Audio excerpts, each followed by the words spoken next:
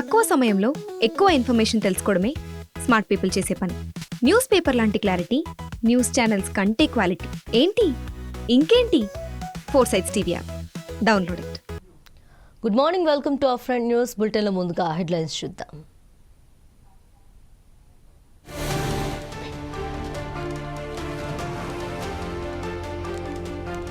ఇవాళ తెలంగాణ కేబినెట్ భేటీ, పలు కీలక అంశాలపై చర్చ.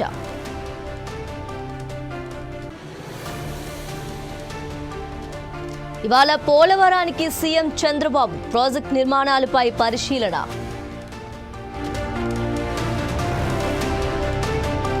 నేడు తిరిగి ప్రారంభం కానున్న అసెంబ్లీ, పలు బిల్లులను ప్రవేశపెట్టనున్న ప్రభుత్వం.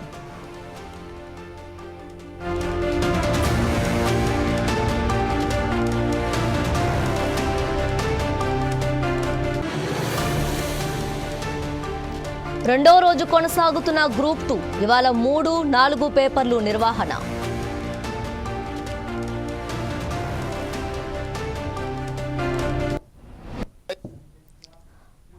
తెలంగాణ అసెంబ్లీ సమావేశాలు నేటి నుంచి తిరిగి ప్రారంభం కానున్నాయి. ఈ నెల 9న శాసనసభ మండలి సమావేశాలు ప్రారంభం కాగా తొలి రోజు తెలంగాణ తల్లి విగ్రహావిష్కరణపై ప్రభుత్వం ప్రకటన విడుదల చేసింది. ఆ అంశంపై ముఖ్యమంత్రి సహా పలువురు మంత్రులు, ఎమ్మెల్యేలు ప్రసంగించిన అనంతరం సభలు 16వ తేదీకి వాయిదా వేశారు. ఉదయం శాసనసభలో ప్రశ్నోత్తరాల కార్యక్రమం ఉంటుంది. అనంతరం పలు సంతాప తీర్మానాలను ప్రవేశపెడతారు. అనంతరం Telangana Yuva Bharathi physical education and sports university bill, Telangana యూనివర్సిటీల సవరణ బిల్లును ప్రభుత్వం ప్రవేశపెట్టనుంది. తెలంగాణలో పర్యాటక విధానంపై స్వల్పకాలిక చర్చ జరగనుంది. శాసనసభలో కూడా ఇదే అంశంపై చర్చ జరగనుంది.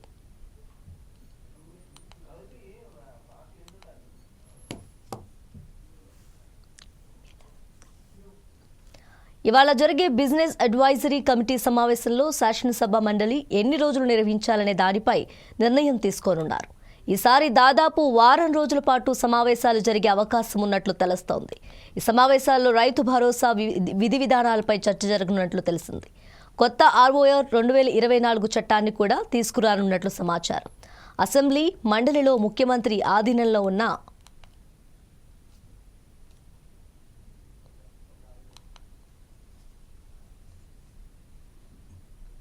చెప్పదలుచుకున్నది, మేము BCCIతో మాట్లాడుతున్నాం. నేను చెప్పదలుచుకున్నది, మేము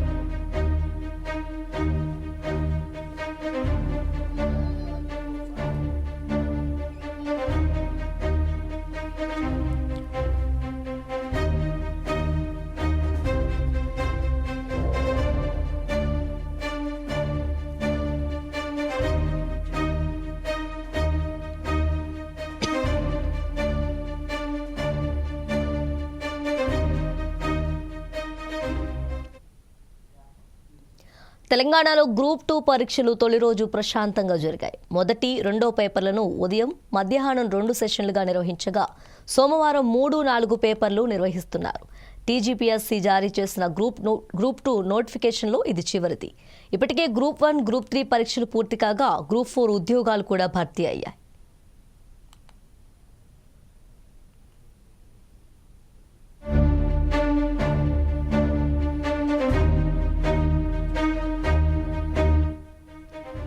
అధికారులు తొలి రోజు అభ్యర్థులను క్షుణ్ణంగా తనిఖీ చేసిన తర్వాత పరీక్షా కేంద్రంలోకి అనుమతించారు. మొదటి పేపర్ను ఉదయం 10 గంటల నుంచి మధ్యాహ్నం 12:30 గంటల వరకు, రెండో పేపర్ను మధ్యాహ్నం 3 గంటల నుంచి సాయంత్రం 5:30 గంటల వరకు నిర్వహించారు. ఉదయం 8:30 గంటల నుంచి 9:30 గంటల వరకు అభ్యర్థులను పరీక్షా కేంద్రంలోకి అనుమతించారు. రాత్రి 9:30 గంటల తర్వాత గేట్లను మూసివేశారు. ఆలస్యంగా వచ్చిన అభ్యర్థులను అనుమతించలేదు. ఈరోజు పరీక్షకు హాజరయ్యే అభ్యర్థులు ఉదయం 9:30 గంటలోపు రావాలని, లేకుంటే ఆ తర్వాత అనుమతి ఇవ్వబోమని అధికారులు తెలిపారు.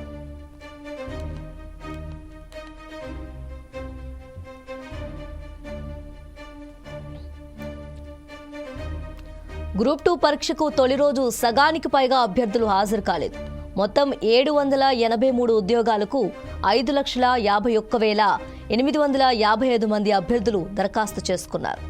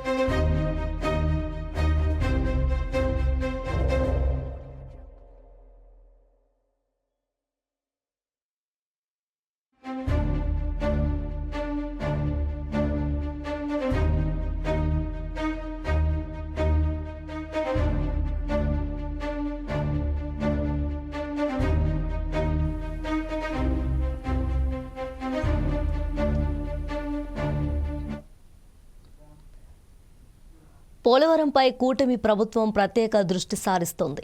ఇవాళ సీఎం చంద్రబాబు పోలవరానికి వెళ్తున్నారు. ప్రాజెక్ట్ పనులను సమీక్షించనున్నారు.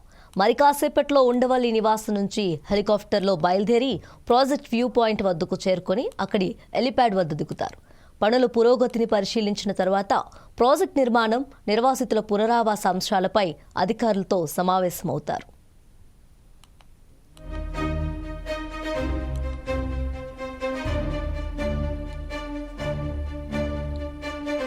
తాను అధికారం చేపట్టిన తర్వాత పోలవరానికి చేస్తున్న తొలి పర్యటనతో సీఎం చంద్రబాబు ప్రాజెక్టుపై తన కట్టుబాటును మరోసారి చాటారు. గత టీడీపీ ప్రభుత్వ కాలంలో ప్రతి నెల సోమవారం పోలవరానికి వెళ్లి పనులను సమీక్షించిన చంద్రబాబు ఇప్పుడు ఆ కార్యక్రమానికి పునర్జీవం ఇస్తున్నారు. ఈ పర్యటన రైతులు, నిర్వాసితుల్లో ప్రాజెక్ట్ నిర్మాణం, పునరావాసం, పరిహారంపై కొత్త ఆశలను నింపుతుంది.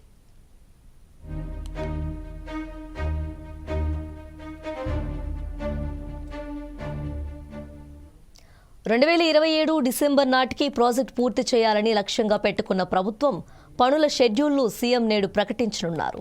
డయాఫ్రామ్ఫుల్, ఎర్త్కమ్, రాక్ఫిల్ డ్యాం వంటి ముఖ్య పనులకు ప్రాధాన్యమిస్తూ గైన్బండ్ను పునర్నిర్మాణం చేయడానికి ప్రణాళిక రూపొందించారు. స్పిల్ ఛానల్ కాంక్రీట్ పనులు,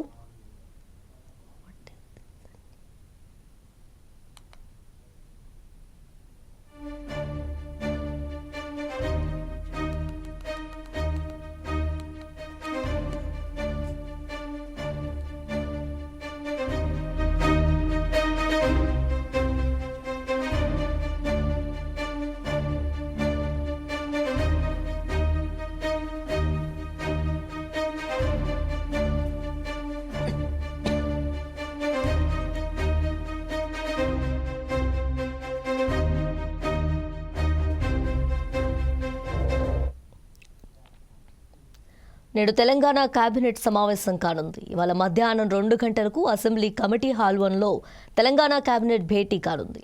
ఆర్ఓఆర్ పంచాయతీరాజ్ చట్ట సవరణ బిల్లులపై చర్చించి ఆమోదించనున్నారు. శాసనసభలో ఈ బిల్లును ప్రవేశపెట్టనుంది.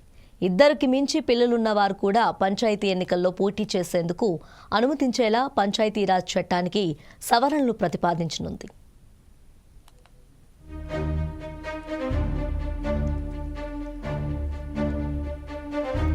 మరోవైపు రైతు భరోసా విధి విధానాలు ఖరారు చేసే ఛాన్స్ ఉంది.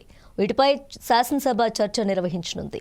ఇక యాదాద్రి, భద్రాద్రి థర్మో విద్యుత్ కేంద్రాల నిర్మాణం, ఛత్తీస్గఢ్ విద్యుత్ కొనుగోలు ఒప్పందంపై justice Madan B Lokur commission సమర్పించిన విచారణ నివేదికను రాష్ట్ర మంత్రివర్గం పరిశీలించి శాసనసభలో ప్రవేశపెట్టేందుకు అనుమతించనుంది. ఫార్ములా ఈ రేసింగ్ వ్యవహారంలో మాజీ మంత్రి కేటీఆర్పై కేసు నమోదు చేసేందుకు గవర్నర్ ఆమోదం తెలిపిన నేపథ్యంలో తదుపరి కార్యాచరణపై మంత్రివర్గంలో చర్చించి నిర్ణయం తీసుకునే అవకాశం ఉంది.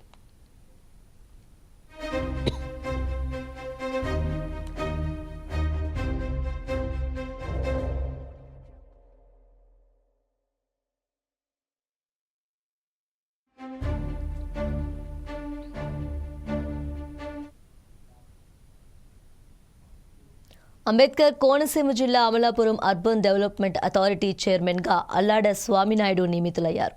ఈ నెల 18న ప్రమాణ స్వీకారం చేయనున్నట్లు ఎమ్మెల్యే ఐతాబత్తుల ఆనందరావు తెలిపారు. ఈ కార్యక్రమాన్ని విజయవంతం చేయాలని ఎమ్మెల్యే పిలుపునిచ్చారు. పట్టణం అభివృద్ధికి 65 కోట్లతో ప్రభుత్వానికి ప్రతిపాదనలు పంపినట్లు ఎమ్మెల్యే తెలిపారు.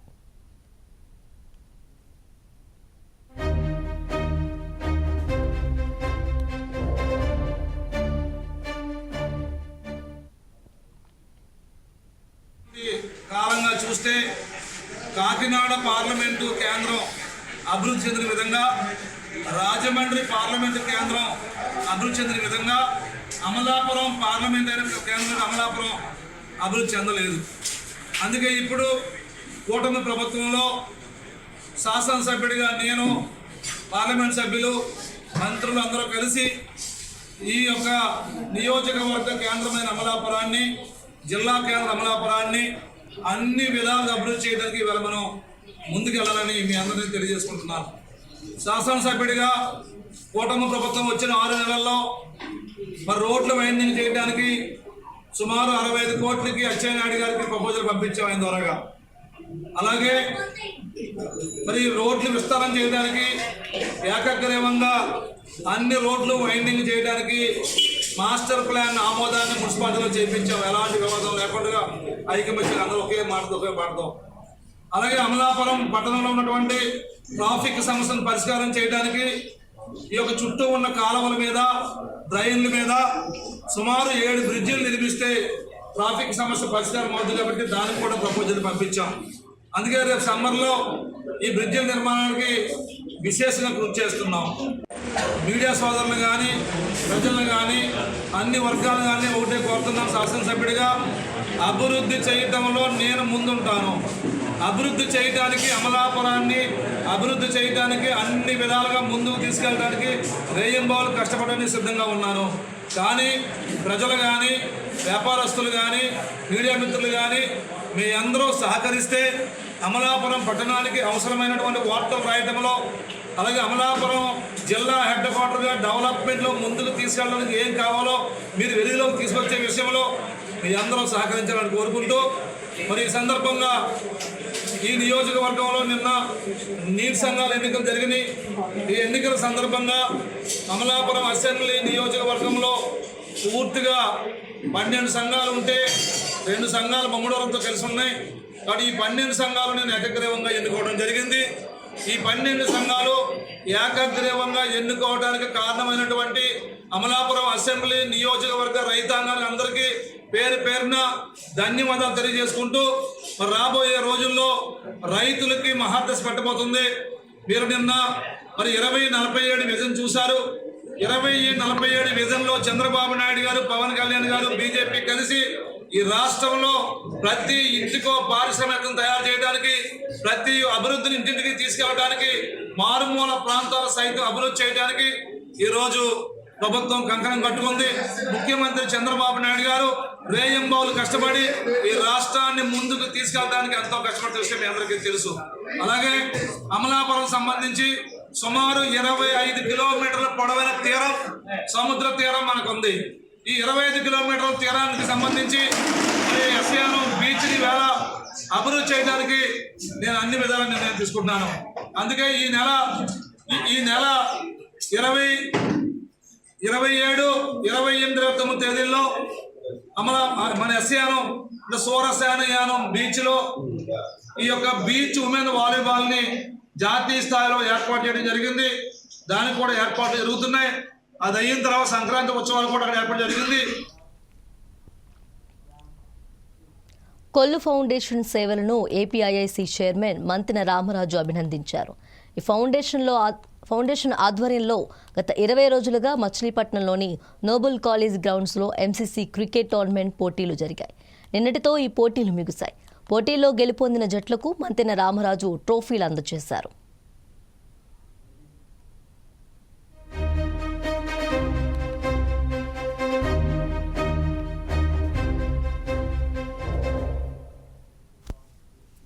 ఎంసీసీ 2024 క్రికెట్ టోర్నమెంట్ చేయడం జరుగుతా ఉంది. సుమారుగా 30 రోజుల పాటు ఈ యొక్క కార్యక్రమం చేయడం జరిగింది. దీంట్లో సుమారుగా 60 జట్టులు పాల్గొనడం కానీ, అదే విన్నర్స్ కి సంబంధించి 30,000 రూపాయలు బహుమతి ఇవ్వడంలో కానీ, అదే విధంగా రన్నర్స్ సంబంధించి 20,000 రూపాయలు ఇవ్వడం కానీ, అదే 30 రోజుల పాటు ఈ 60 టీంల యొక్క చక్కగా మంచి వసతి కార్యక్రమాలన్నీ కూడా ఏర్పాటు చేసి మంచి కార్యక్రమం ఈరోజు చూస్తున్నాం.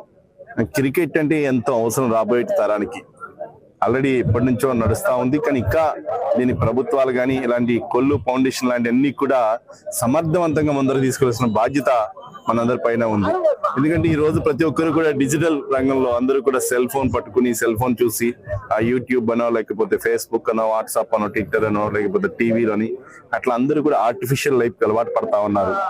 శారీరకానికి అవసరమైనటువంటి ఆరోగ్యానికి ఏదైతే ఉందో ఈ టోర్నమెంట్స్ కానీ ఇట్లాంటి రోజు గ్రౌండ్ కు వచ్చి ఆడుకోవడానికి అవకాశాలు ప్రభుత్వం కానీ ఇలాంటి గ్రౌండ్స్ కానీ ఉండటం వల్ల జరుగుతా ఉన్నాయి. కాబట్టి అందరూ కూడా ఇలాంటి కొల్లు ఫౌండేషన్ లాంటి ఫౌండేషన్స్ అందరూ కూడా వారిని ఆదర్శంగా తీసుకుని ప్రతి గ్రామంలో పల్లెన కూడా ఇలాంటి ప్రోగ్రాం చేయాలని చెప్పి, అదేవిధంగా రవీంద్ర గారికి, వారు కుటుంబ సభ్యులకు కానీ, అదేవిధంగా ఇక్కడ పాల్గొన్నటువంటి పెద్దలందరికీ కూడా ప్రత్యేకంగా కృతజ్ఞతలు తెలియజేస్తున్నా. ఇలాంటి కార్యక్రమాలు అదేవిధంగా రాబోయే రోజుల్లో వాలీబాల్ టోర్నమెంట్ కూడా చేస్తామని చెప్తా ఉన్నారు. చక్కటి కార్యక్రమాలు ఇవన్నీ కూడా ముందరికి కొనసాగించాలని చెప్పి మనసారా కోరుకుంటాను. ఈ రోజు కొల్లు ఫౌండేషన్ ఆధ్వర్యంలో క్రికెట్ టోర్నమెంట్ ఫైనల్స్ జరిగింది, ఎంసీసీ అని చెప్పి. ఇప్పుడు ఏదైతే జరిగిందో అందులో 64 టీమ్స్ అనేవి పాల్గొనడం జరిగింది. అందులో విన్నర్స్ గా, రన్నర్స్ గా 2 టీమ్స్ వచ్చాయి. వాళ్ళకి ప్రైజ్ మనీ ఎంకరేజ్మెంట్ గా ఇచ్చాం. అలానే క్రికెట్ టోర్నమెంట్ తో పాటు ఇంకా వేరే స్పోర్ట్స్ కూడా పెట్టాలని అనుకుంటున్నాం. అందులో ఇప్పుడు కొన్ని రోజుల్లో మీకు వాలీబాల్ కూడా టోర్నమెంట్ పెట్టాలనుకుంటున్నాం. దాని గురించి అనౌన్స్మెంట్ త్వరలోనే ఇస్తాం. ఫౌండేషన్ తరపున ఫుడ్ డిస్ట్రిబ్యూషన్ అనేది కోవిడ్ అప్పటి నుంచి జరిగింది. కోవిడ్ లో ఎవరైతే ఇబ్బంది పడ్డారో ఫుడ్ లేక, వాళ్ళందరికీ కూడా డైరెక్ట్ ఇంటికి వెళ్ళి వాళ్ళకి ఇవ్వటం జరిగింది. దాని తర్వాత అంతకు ముందు గవర్నమెంట్ లో ఉన్నట్టు అన్నా క్యాంటీన్ లాగా మేమే ప్రతి వాళ్ళ ఏరియాకి వెళ్ళి ఎవరికైతే ఆకలి ఉందో వాళ్ళ ఆకలి తీరుస్తాం జరిగింది. దాంతో పాటు మెడికల్ క్యాంప్ కూడా ఎవ్రీ సండే అనేది చేయటం జరిగింది. ఎక్కడైతే రూరల్లో మనకి మెడికల్ అనేది అంత అవైలబిలిటీ ఉండదు వాళ్ళందరికీ. నెక్స్ట్ స్పర్శ స్కూల్ అనేది రిహాబిలిటేషన్ సెంటర్, ఎవరైతే పిల్లలు కొంచెం ఇబ్బంది పడుతున్నారో, డిసేబుల్ గా ఉన్నారో వాళ్ళందరికీ ఫిజియోథెరపీ, స్పీచ్ థెరపీ ఇవ్వటం జరిగింది. కళాకారుడిగా కొనసాగటం పూర్వజన్మ సుకృతమని సీనియర్ బుర్రకథ కళాకారుడు సబ్బి కనకారావు అన్నారు. బుర్రకథ కళాకారుడుగా 70 సంవత్సరాలు పూర్తి చేసుకున్న సందర్భంగా ఆయనకు కళాకారులు సత్కారం చేశారు.